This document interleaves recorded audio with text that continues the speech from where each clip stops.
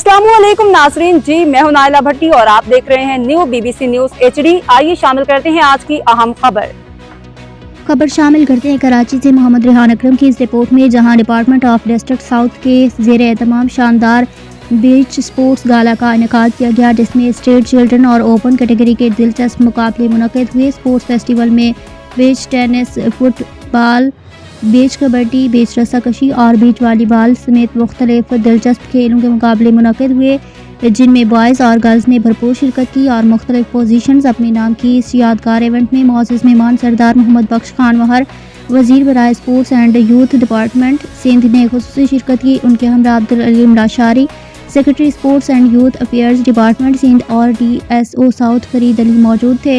Event में खालिद रहमानी, कुदसिया राजा, गुलाम यासीन, नुसरत हुसैन, सैयद सखावत अली और दीगर नामवर स्पोर्ट्स शख्सियात ने भी शिरकत की, जिन्होंने नौजवानों के खेलों में जोश व जज्बे को खूब सराहा। स्पोर्ट्स गाला न सिर्फ खिलाड़ियों के लिए एक बेहतरीन प्लेटफॉर्म था, बल्कि खेलों के फ़रोग़ के लिए एक शानदार कदम भी।